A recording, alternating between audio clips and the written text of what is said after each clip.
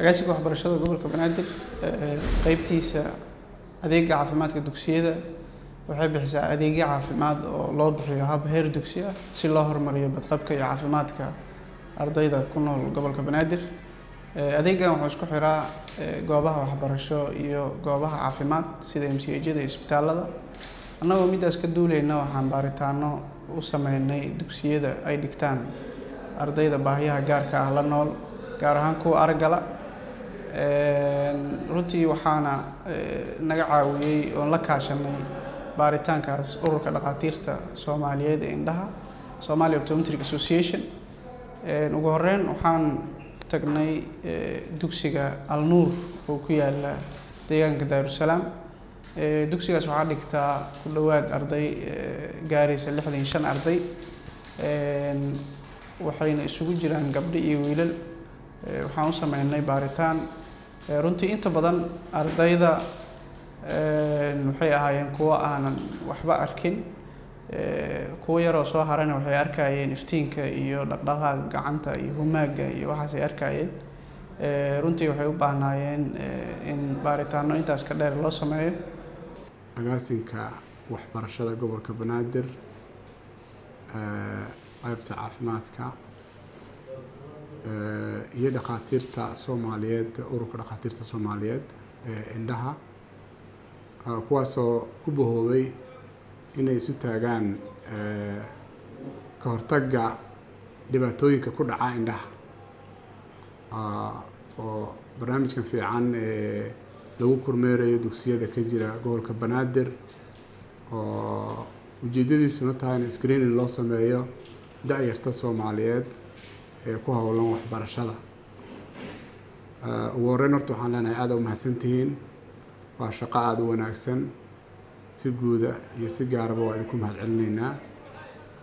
idinkoo ummaddiinna iyo dadkiina u shaqaynaya oo garab galaya, haddana annaga waxay noo tahay farxad iyo diilal wanaagsan inaan aragno dad maskax nadiif leh oo aqoon leh oo isu taagay hawshaas runtii aada loogu baahnaa.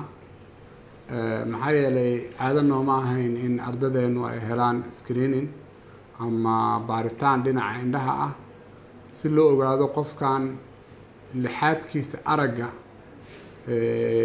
muxuu baahi qabaa, maxaa cudurro ku soo socda, muxuu hadda la nool yahay. in la arko oo la ogaado horey arrin u dhici jirtay oo badan ma ahayn. bal arrintaas waxaa dhacda kasoo horjeedkeeda in dad badan oo Soomaaliyeed cudurro aad u fudud oo wax ka qabashadu ay sahlan tahay inay waxyeelo ku sameyso indhahooda. marka in arrintan waxaan leenahay waa arrin aad u wanaagsan, waa arrin u baahan in la sii horumariyo, la joogteeyo, waa arrin u baahan dadka arrintaas ku habboon in la gaarsiiyo. sidoo kale waxaan tagnay dugsiga indhoolayaasha Al Basiir, isaguna sidaas oo kale baaritaanaan kusoo sameynay. dugsiga waxaa dhigtay 20 arday oo isugu jira gabdho iyo wiilal, ayaguna runtii daryeel caafimaad ay u baahnaayeen. baaritaanaan ku sameynay. ujeedka baaritaankuna wuxuu ahaa in xogta ardayda la soo ogaado.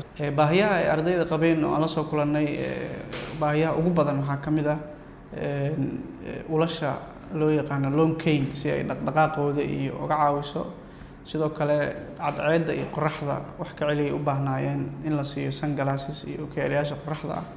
sidoo kale waxay u baahan yihiin daawooyin, waxay u baahan yihiin in baaritaan dheeriya lagu sameeyo oo si hoose loola socdo xaaladooda caafimaad.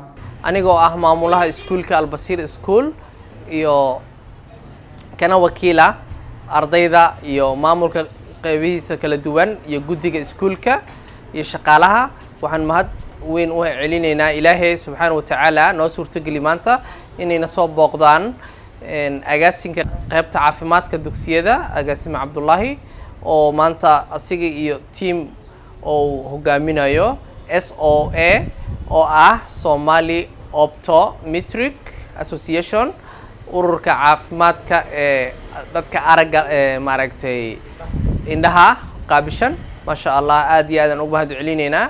operationkii iyo checkingkii maaragtay dadka operationka geli karo iyo dadkii maaragtay caafimaad ahaan loo daaweeyo mudan iyo ardaydii ookiyaalaha u baahan iyo wax walba maaragtay u baahan yihiin dhinaca maaragtay neerbaha maasha allah waan ugu mahad celinaynaa. waxaan rabaa inaan halkan uga mahad celiyo agaasimaha guud ee agaasinka waxbarashada dadaalka iyo juhdiga dheeriga ah oo ku bixinayo tayeenta waxbarashada gobolka Banaadir oo ay ka mid tahay in caafimaadka iyo badqabka ardayda la ogaado. runtii wuxuu la kulmay bahda caafimaadka oo ay ka mid yihiin isbitaalada oo kala hadlay in adeegyo caafimaad la gaarsiiyo iskuulada ardayda laga warqabo caafimaadkooda iyo xogtoodana la soo ogaado.